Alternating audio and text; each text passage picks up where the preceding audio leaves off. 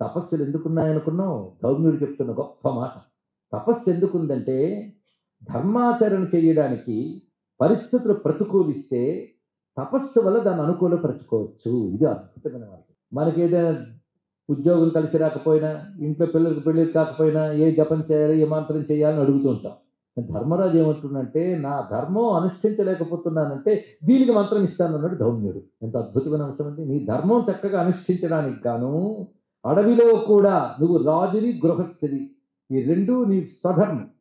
అంటే నువ్వు వానప్రస్థుని సన్యాసివి కావు, ఆటవికుడివి కావు, రాజువి గృహస్థువి. రాజుకి గృహస్థికి తగ్గట్టు నీ ధర్మం జరగాలని నువ్వు అనుకుంటున్నావు.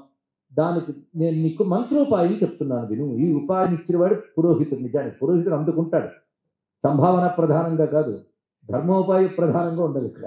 అందుకు ఆయన చెప్తున్నాడు నీకు నేను ఉపదేశిస్తున్నానని చెప్పి సూర్య అష్టోత్తర శతనామ స్తోత్రం, సూర్య మంత్రాన్ని ఉపదేశిస్తారండి. అంటే ఉపదేశాలు మళ్ళీ ఎన్ని రకాలు వచ్చేది, ధర్మోపదేశ, జ్ఞానోపదేశ, మంత్రోపదేశాలు, ఉపదేశాలు మనం 3 చేయాలి. ఇలాంటి విషయాలు భారతంలో కోకొల్లలు. అంటే మహాభారత ఆధారంగా తీసుకుంటే ఇందులో చెప్పినవి ఎన్నో మీరు అనుష్ఠానంలోకి తెచ్చుకోవచ్చు. అలాంటివి చాలా ఉన్నాయి. విష్ణు శాస్త్రం లేదా ఇందులోదే, అది ఇందులోదే కదా, అది పెద్ద ఉపదేశమే. అది అనుష్ఠానానికి వరకు మంత్రోపదేశం అదే, జ్ఞానోపదేశం అదే, గట్టిగా మాట్లాడితే ధర్మోపదేశం కూడా అది. మరి శివసహస్రనామాలు అది ఇందులోవే, మహాభారతంలోవే, అందులో చెప్పాడు. అలాగే సూర్య నామములు, సూర్య ఉపాసన పద్ధతి చెప్తారండి ఇక్కడ. దాన్ని తీసుకుని ధర్మరాజు ఆ నామాన్ని అనుష్ఠిస్తాడు. ఎలా అనుష్ఠించాడు కూడా వివరించాడు ఇక్కడ వ్యాసుడు. ఎందుకు వివరించాడంటే నువ్వు కూడా చేయవచ్చు నాయనా. అలా అనుష్ఠిస్తే సూర్యుడు ప్రత్యక్షమే అక్షయ పత్రిస్తాడు.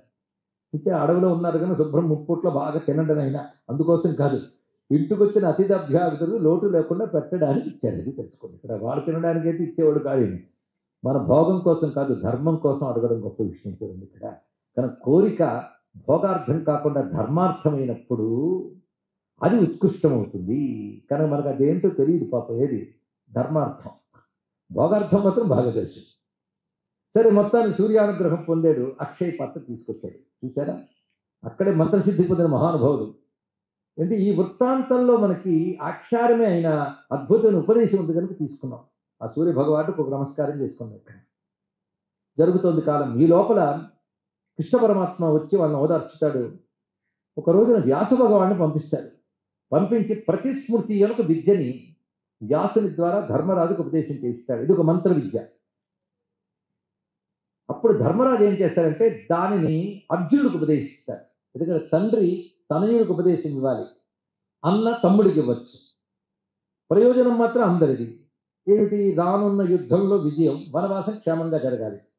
దానికి గాను తపస్సుకు గాను ప్రతిస్మృతి విద్య ఇవ్వబడింది. దాన్ని తీసుకుని అర్జునుడు అన్న ఆనతి మేరకు, అన్న ఆదేశం మేరకు, అన్న అనుజ్ఞ తీసుకుని తపస్సుకు వెళ్ళాడు. ఆ తపస్సులో పరమేశ్వరుడు ప్రత్యక్షం అవడం, కిరాతమూర్తిగా రావడం ఇత్యాది వృత్తాంతాలు జరిగాయి. శివానుగ్రహం చేత అర్జునుడికి దివ్యత్వం వచ్చింది. ఆ దివ్యత్వంతో ఆయన దేవలోకానికి వెళ్ళగలిగాడు. ఆ దేవలోకానికి వెళ్ళినప్పుడు ఇంద్రుడికి ఆయన సహాయంగా కొంతకాలం అక్కడ ఉన్నాడు. అప్పుడు నివాత కవచులు మొదలైన రాక్షసుల్ని ఇంద్రుడు జయించలేని రాక్షసుల్ని అర్జునుడు జయించాడండి. అది అర్జునుడు. ఈ తెలియక మనకి ప్రతి నాయకులు చేసేటువంటి పాపపు కాలంలో ఉన్న మహాభారతం సరిగ్గా చదవని వాళ్ళు, సినిమా వాళ్ళే గురువులుగా భావించే వాళ్ళు, కర్ణుడిని నాయకుడిగా, దుర్యోధను నాయకుడిగా భావించేటువంటి అల్పబుద్ధులు ఎక్కువైపోవడం వల్ల అర్జునుడు లాంటి మహాత్ముడి గురించి వాళ్ళకి తెలియచేది. మహాభారత సరిగ్గా చదివితే గొప్ప నాయకుడు అర్జునుడు, ఓటమనేది లేనివాడు అర్జునుడు. అనేక యుద్ధాలకు వచ్చి ఓడిపోతూ వెనక్కి తిరిగి పారిపోయి మళ్ళీ వచ్చినటువంటి కర్ణుడు ఏ విధంగానూ నాయకత్వ లక్షణాలు లేనివాడు. తెలుసుకోండి, నాయకుడంటే ఈయన ఎంత గొప్ప నాయకుడంటే మానవుడిగా ఉంటూనే దేవలోకానికి వెళ్ళి ఇంద్రుడికి సహాయంగా ఇంద్రుడు జయించలే రాక్షసుని జయించిన మహాపరాక్రమవంతుడు అర్జునుడు. ఇక క్యారెక్టర్ పరంగా చూస్తే ఉపదేశం కూడా కావాలి కదా మనకి. క్యారెక్టర్ పరంగా చూస్తే ఇంద్రుడికి సహాయంగా ఆయన ఉన్న సమయంలో ఒకరోజు ఆయనకి చక్కటి భోగంగా ఏకాంతమంతిని ఏర్పాటు చేస్తే అక్కడికి ఊర్వశి వచ్చిందని. వచ్చి నీపై మరులు కొన్నాను, నన్ను స్వీకరించు అన్నది.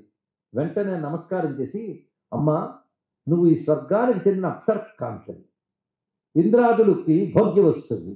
అంటే నేను ఇంద్రాంశతో వచ్చాను కనుక నాకు ఆయన తండ్రి, నువ్వు మాతృ సమానురాలివి అంటే ఇది ఎక్కడ విడ్డూరమయ్యా. ఈ లోకంలో వాది అనేది ఉండదు, వరిస అనేది ఉండదు. ఈ లోకంలో అలాంటివి ఉండవు. ఇది మా శరీరాలు వేరు, మీ శరీరాలు వేరు. ఇది ఇక్కడ చాలా గొప్ప విషయం చెప్పింది. అక్కడ ఊరసను తప్పుపడడానికి ఏం లేదు.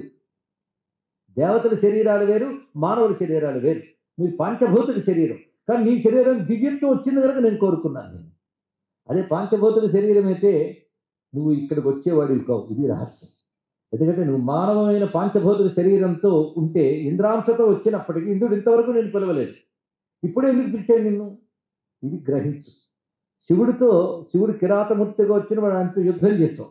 ఆ శివుని శరీరం నీకు తగలడం వల్ల నేను దివ్యత్వం ప్రవేశించి స్వర్గంలోకి రాగలిగిన అర్హత నీకు వచ్చింది. అందుకే మానవ శరీర ధర్మాలు వేరు, దివ్య శరీర ధర్మాలు వేరు. మాకు ఇవి వర్తించవు సుమా. పంచభూత వికారములతో రక్తమాంసాస్థ్యమయమైన పృథ్వీ వికారంతో శరీరాల ధర్మాలు వేరు, తేజోమయ శరీరాలు దేవతలవి. కానీ మా ధర్మాలు వేరు కనుక అవి ఇక్కడ వర్తించవు అంటే అప్పుడు అంటారండి అర్జునుడన్న ఉపదేశం. బోధలంటే ఇవే, మంచి బోధ, అద్భుతమైన బోధ చేశాడు. అమ్మ, నేను స్వర్గానికి వచ్చాను కానీ అతిథిని మాత్రమే. నేను భారతీయుడను, భారతదేశానికి చెందినవాడను. నా ధర్మం భారతీయ ధర్మం కనుక నేను ఇంద్రుడి పిలుపు మీద వచ్చాను, ఇంద్రుడికి సహాయపడుతున్నాను. నా ప్రయోజనం మీద ఇంద్రుడి వల్ల ఏదో పొంది వెళ్ళిపోతాను. కానీ ఏ దేశం మేగినా, ఏ లోకమేగినా పొగడరా నీ తల్లి భూమి భారతిని, అది చూపించాడు. నేను భారతీయుణ్ణి, నా భారతదేశం ధర్మాలు కొన్ని ఉన్నాయి. నేను పాండురాజు పుత్రుణ్ణి, ధర్మరాజు తమ్ముణ్ణి, అది నేను మర్చిపోలేదు. ఇది గుర్తుపెట్టుకోవాలని.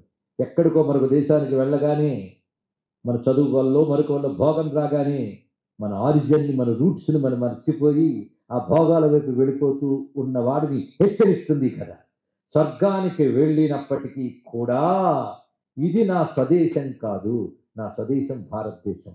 దానికో పరంపర ఉంది, దానికో ధర్మం ఉంది. ఆ ధర్మానికి నేను వారసుని చెప్పిన అర్జునుడు మనకి ఆరాధ్యుడు, ఆదర్శప్రాయం తెలుసుకోండి. ఇది గొప్ప ఉపదేశం కదా చెప్పండి. ఇక్కడ ఇలా చెప్పి ఆ మహానుభావుడు అనగానే ఆమెను గౌరవించాడు. అంతేగాని ఇంత మాట అంటావా అనలేదు. అప్పుడు ఆవిడ చెప్పించింది, నువ్వు నపుంసకుడు అయిపోతావు అన్నది. అప్పుడు తిరిగి చెప్పించలేదు. ఎందుకంటే ఆయనకి తపశ్శక్తి ఉంది కదా, తపశ్శక్తి వల్ల ఇక్కడ రాగలిగారు కదా. కానీ తిరిగి చెప్పించలేదు. చెప్పండి, అర్జునుడి క్యారెక్టర్ లాంటిదో, ఎంత మనోనిగ్రహం ఉన్నవాడో చూడండి. ఇక్కడ పరాక్రమం ఒక్కడి సరిపోదు, మనోనిగ్రహం చూడండి ఎటువంటిదో. అంత మనోనిగ్రహం ఉన్నవాడిని అర్జునుడు అన్నారు. అర్జునుడు అసలు పేరు కట్టడా తెలుసా మీకు? అర్జునుడు అసలు పేరు ఏంటో తెలుసా? ఇదేంటంటే రామారావు గారి పేరు ఏమిటి అన్నట్టుంది. అర్జునుడు అసలు పేరేమిటి? అర్జునుడి పేరు కృష్ణుడు. అర్జునుడి పేరు కృష్ణుడు అనే పేరు. భారతంలో 4 కృష్ణులు ఉన్నారు. ద్రౌపది పేరు కృష్ణ. ద్రౌపదరాజు పుత్రి కనుక ద్రౌపది, తెలుసా? పాంచాల దేశపు కుమార్తె కనుక పాంచాలి. అసలు పేరు కృష్ణ. ఇంకొక కృష్ణుడు ఉన్నాడు, మన వ్యాసుడు అంటున్నా, ఆయన పేరు కృష్ణుడు. ద్వీపంలో పుట్టాడు కనుక ద్వైపాయనుడు. వేదాన్ని వ్యాసం చేశాడు కనుక వ్యాసుడు. అందరి పేరు కృష్ణుడు అయితే కన్ఫ్యూజన్ అయిపోతా అని చెప్పి ఆమె ద్రౌపది ద్రౌపది ద్రౌపది అని పాపులర్ చేసుకున్నాం. ఈయన కృష్ణ ద్వైపాయనుడు అన్నా లేదా వ్యాసుడు అన్నాం. అంటే కృష్ణ అని పేరుకి తగినవాడు ఒకడే, మహానుభావుడు, జగద్గురువు, పరమాత్మ. ఆయనకి కేటాయించేసాం. తెలిసింది కదా.